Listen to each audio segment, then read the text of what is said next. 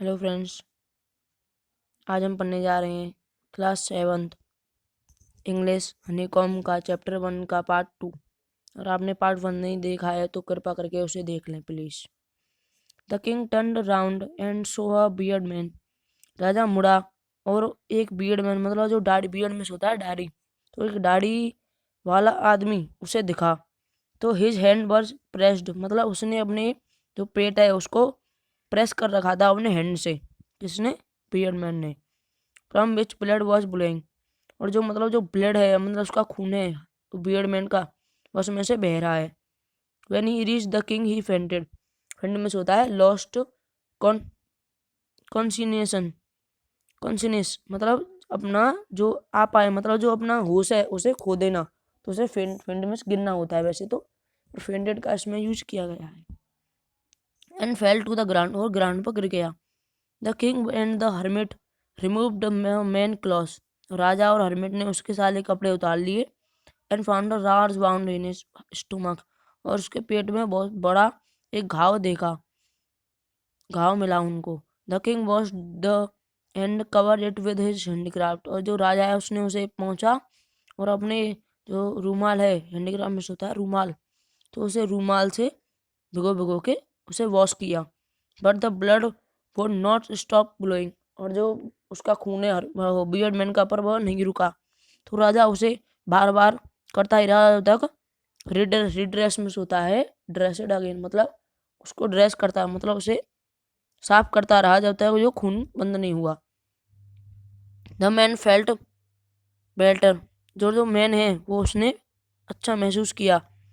For some time, और कुछ समय के लिए, टू ड्रिंक, और उसे राजा ने अच्छा वो दिया, पानी दिया, फ्रेश वाटर दिया। Give to him by this time the sun had set, और इस समय में जो सूर्य है वह मतलब जो पेड़ों के पीछे छिप गया है, मतलब सूर्य छिप गया है और हवा तेज चलने लगी है ठंडी ठंडी। The king with the hermit helps carried the wander man, जो राजा है उसने हर्मिट के साथ उस वांडर मैन को उठाया और जो हट है वहां पर उसे बेड पे लिटा दिया। The man closed his eyes, उसने अपनी आंखें बंद की, मैन ने बियर्ड मैन ने, एंड ले क्वाइटली, और शांति से सो गया। The king tired by his walks and his work he had done, मतलब जो राजा ने कार्य किया था और वह चला फिरा उसकी वजह से उसे थकान हुई और वह बैठे बैठे ही सो गया। व्हेन ही अवोक, जब वह सुबह उठा, इट वॉज सेवरल मिनट्स, कुछ मिनट लगी उसे समझने के लिए कि मैं कहाँ हूँ। वेयर ही वॉज, और who the strange beard man lying on the bed was, वह कैसा है जो बियर्ड मैन मैंने जो रात को उसे सुलाया था। फॉरगिव मी, मुझे माफ़ कर दो, बियर्ड मैन ने उसे कहा। Said the beard man in a week voice, उसने जो बियर्ड मैन ने एक दर्द भरी मतलब कमजोर सी आवाज में कहा। When he saw that the king was awoke, और उसने जब देखा कि वह राजा जग रहा है उसने तब उससे फॉरगिव मी कहा, मतलब मुझे माफ़ कर दो। फॉरगिवनेस होता है माफ़ करना। I do not know you and have nothing to forgive you for, said the king. राजा ने कहा कि मैं तुम्हें नहीं जानता हूँ, मैं तुम्हें फॉरगिव मतलब मैं तुम्हें माफ़ क्यों करूँ, मैं तुम्हें जानता ही नहीं हूँ। You do not no me, beard man ने कहा कि तुम मुझे नहीं जानते पर मैं तुम्हें जानता हूँ। I am the enemy of yours, मैं तुम्हारा दुश्मन हूँ। You so revenge on you, और मैं तुमसे बदला लेने के लिए आया था। Because you put my brother to death, और क्योंकि तुमने मेरे भाई को मार दिया था और उसकी सारी प्रॉपर्टी छीन ली थी। सीज में तो होता है टुक बाई फोर्स, मतलब अपनी फोर्स के द्वारा उसे सीज कर लिया, आर्मी के द्वारा। I know you had gone alone to see that hermit, मैं जानता था कि तुम हर्मिट के पास जा रहे हो अकेले। And I made up my mind, और मैंने तभी सोच लिया कि मैं तुम्हें मार के ही दम लूँगा, उसी उसी रास्ते पर मैं तुम्हें मार ही दूंगा। बट द डे पास्ट, और जो दिन बीतता गया, and you did not return, और तुम नहीं लौटे। So I left my hidden place, और तभी मैंने अपना जो छुपने की जगह है उसे छोड़ी। And I came upon your bodyguard, और मैं तुम्हारे बॉडीगार्ड के सामने आ गया, तरफ आ गया। Who recognised me and wounded me, और उसने मुझे पहचान लिया और मुझे वाउंडेड कर दिया। रिकॉग्नाइज होता है पहचानना, मतलब मुझे घाव दे दिया, वह वार कर दिया। आई escaped from him, but I should have died if you had not dressed my wound. पर मैं पर तुम मुझे मेरा वाउंड ड्रेस मतलब मेरा वाउंड तुम पहुंचते नहीं तो मैं अभी मर जाता, तब मर जाता। I wish to kill you, पर मैं तुम्हें मारने आया था और तुमने मेरी जान बचा ली। Now I if I live, अगर मैं जीऊंगा, I will serve you as your most faithful servant, और मैं तुम्हें सर्व करूंगा कि मैं तुम्हारा सबसे फेथफुल मतलब लोयल मतलब ईमानदार और ईमानदार वो सर्वेंट बनूंगा तुम्हारा, और अपने बेटे को भी आदेश दूंगा कि वह तुम्हारी ही बातें माने, मेरी तरह ही तुम्हारी सेवा करे। फॉरगिव मी, मुझे माफ कर दो। The king was very happy to have made peace with his enemy. राजा बहुत खुश हुआ जो दुश्मन है उसके साथ शांति पाके और बहुत आसानी से। And to have won his over as a friend, और उसे अपने मित्र की तरह पा लिया। He not only forgave him but said he would send his servant and his own doctor. राजा ने उसे माफ ही नहीं किया बल्कि उससे कहा कि मैं तुम्हारे राज्य में अपने सर्वेंट और अपने डॉक्टर भेजूंगा तुम्हारी देखभाल करने के लिए, और तुम्हें प्रॉमिस करता हूँ कि तुम्हारी सारी प्रॉपर्टी लौटा दूंगा। Living the वांडेड man, the king went out of the heard. तो जो वांडेड मैन को छोड़कर जो किंग बाहर आया and looked round for the hermit, और चारों तरफ हर्मिट को ढूंढा। Before going away he wished once, तो जाने से पहले उसने सोचा कि मैं एक बार हर्मिट से और कोशिश करूँ क्वेश्चन के आंसर पूछने के लिए। द हर्मिट वॉज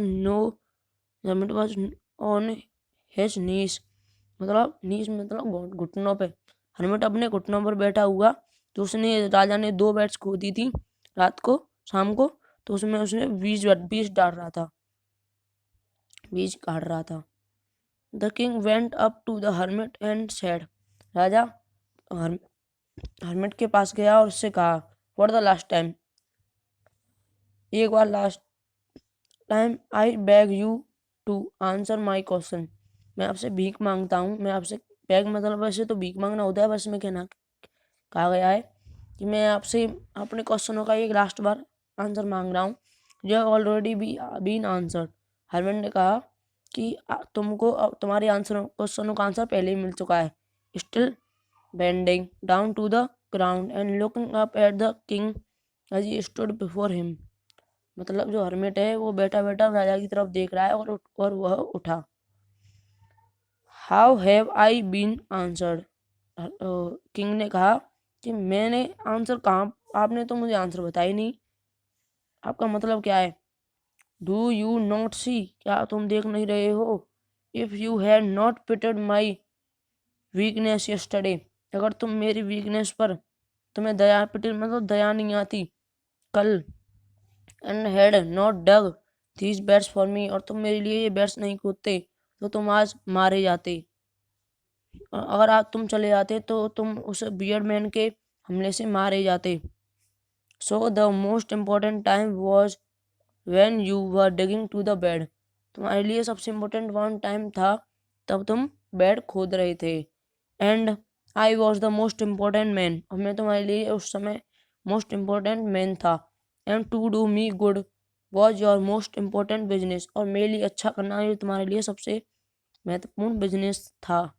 आफ्टरवर्ड, उसके बाद, when the man ran to us, और जब वह मैन तुम्हारे पास आया, the most important time was when you were caring for him, और जब वह जो आदमी था तो वह तुम्हारे पास आया तो तुमने उसकी केयर की, वो तुम्हारे ये सबसे इम्पोर्टेंट काम था, टाइम था।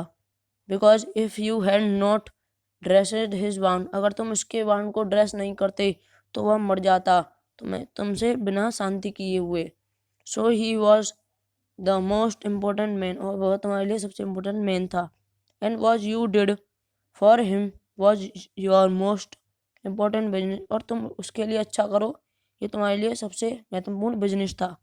रिमेंबर देन, याद रखो, there is only one time, एक ही टाइम अच्छा है जिसके डेट इज इम्पोर्टेंट, वह महत्वपूर्ण है। And that time is now, और वह समय है अभी।